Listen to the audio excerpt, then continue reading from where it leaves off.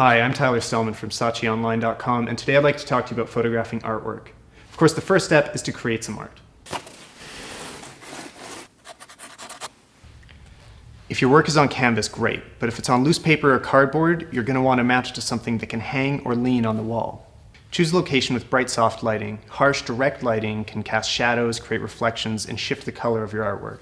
A large window can make for a great light source, but an overcast day also makes for great shooting outdoors. To get the best possible image quality out of your camera, you're going to want to set the ISO to 100 or 200, depending on the camera model.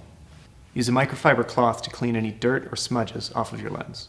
To make sure that your image is sharp, it's important that the camera doesn't move while the photo is being exposed. The best way to do this is to use a tripod. If you don't have one, you can use a flat level surface. When you prop up your work to be photographed, it's important that it's parallel with the lens of the camera. If the art does need to be on a slant to stand up, you'll need to tilt your camera to match the angle. If you're photographing an installation or a sculpture, use a clean, simple background. It's best if your work is the only object in the photograph.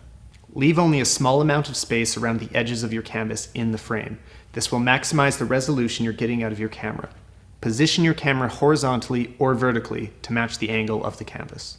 It's important to make sure that your flash is turned off. We're using this beautiful window light and a flash would overpower it. Look to your camera manual if you're not sure how to do this.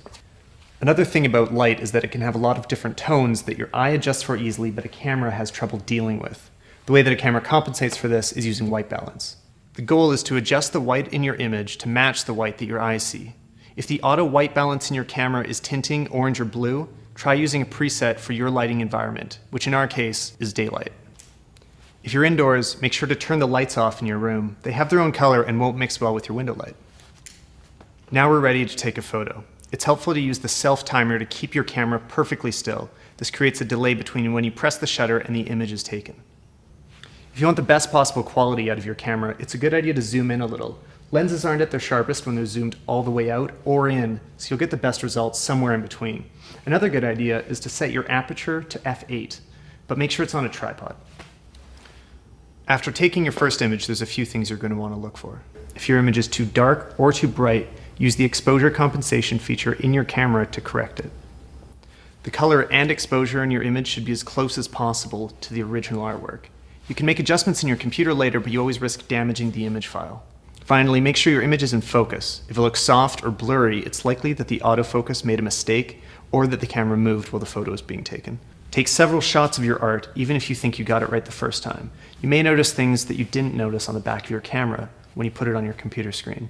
Don't start packing up your gear until you've reviewed your photos on a computer. You may notice a problem you couldn't see in your camera, and you may need to retake the photos.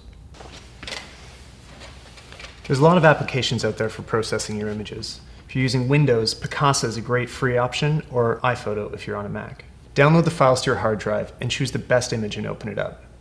Use the cropping tool so that you only see the piece itself, and make sure to double check for any visible borders around the edges. Zoom into the image at 100% and carefully look it over, checking for anything that wasn't there in your original artwork. Use the retouch tool to remove any problem areas.